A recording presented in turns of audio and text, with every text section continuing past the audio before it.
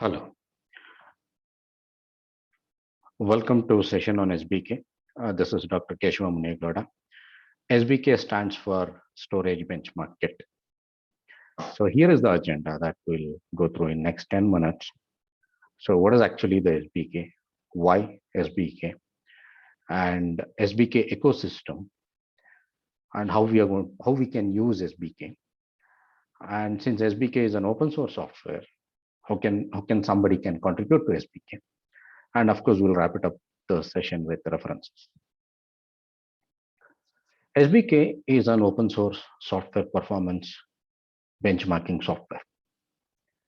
And quickly, I can show you the GitHub where SBK code is there. And you can find all the information about SBK, what is actually it is. And right now, what all kind of storage system performance benchmarking can be done and how you can build SBK. When you run SBK, what are the results that it produces? So SBK actually produces a throughput and various latency percentiles. And along with console output, SBK actually produces the Grafana graphs also.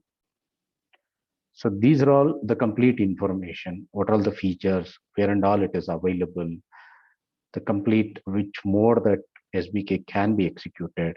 All the information is available in this GitHub. So let me go back to the slide. So this software is written in Java. And of course, one of the application of the SBK ecosystem is written in Python also. And there are some utilities which are written in Python. And the design principle of SBK is to do a performance benchmarking, live analytics of the performance benchmarking for any storage of any payload in the sense any kind of a data type, and any timestamp. Any storage in the sense it could be file system, object storage, it could be a streaming storage, a distributed message queue, database systems, anything as such need not be structured or unstructured, anything a standalone or distributed, any file system. Basically, if a developer knows the read and write APIs using SBK, there is an easy way of doing the performance benchmarking. And for any payload, of course, it could be a byte array, or it could be byte buffer, protocol buffer, or it could be a string data type, whatever it is. We can define your own data type also.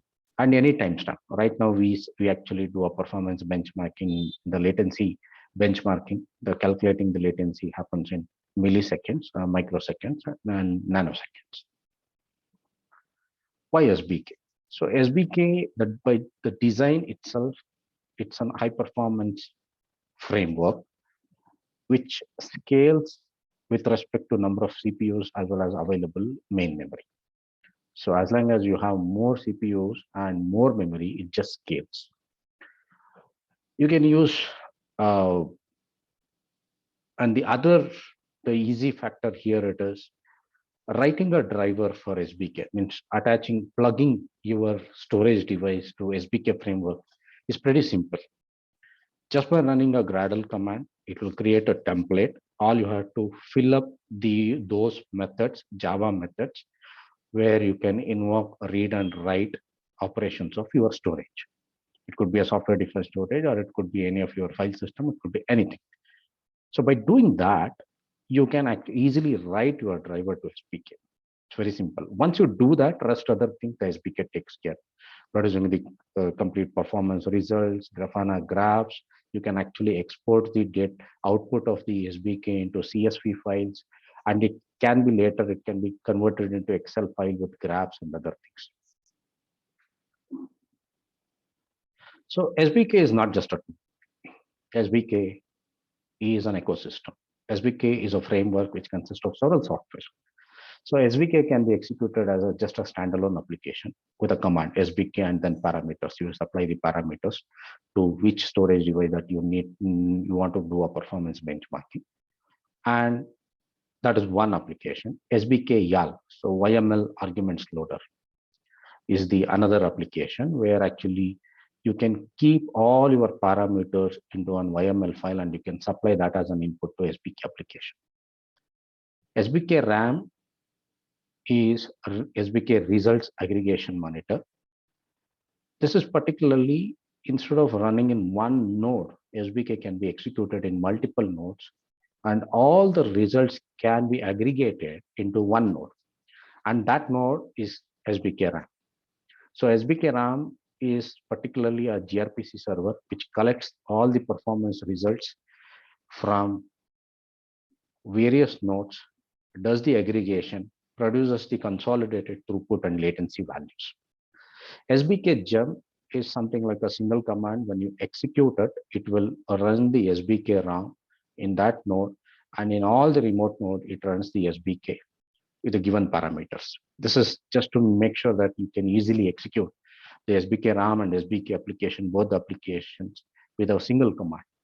And you can execute them in thousands of machines. So one SBK RAM node and several other SBK applications, everything gets consolidated to one node. Since you can give input to the thousands of nodes, and that could be a cumbersome, giving up all parameters as a command line. So you can keep all of them in one YML file, and you can supply those parameters. So that is a application SBK gem YAG. So YML argument loader. SBK charts. So apart from the live performance analytics via Grafana, if you want to do an offline analysis, you can actually place all the results into CSV file. You can use the SBK chart application. It's a Python application, which actually takes the input, the multiple CSV files. For example, if you want to compare MinIO and OpenIO, so you can export them into CSV files. You can both can be an input to SBK charts, and it produces one Excel file with all the graphs comparing the latency values and throughput values. This is what I explained SBK in a distributed mode. So in one node, you can run SBK RAM, and on all other nodes, you can run SBK. So all of them will give the results to SBK RAM, and SBK RAM will consolidate it. So this, the SBK gem command, when you execute it, he will take care of all those things. SBK gem or SBK gem YAG, if you execute it, he will take care of all the executing and consolidating the results.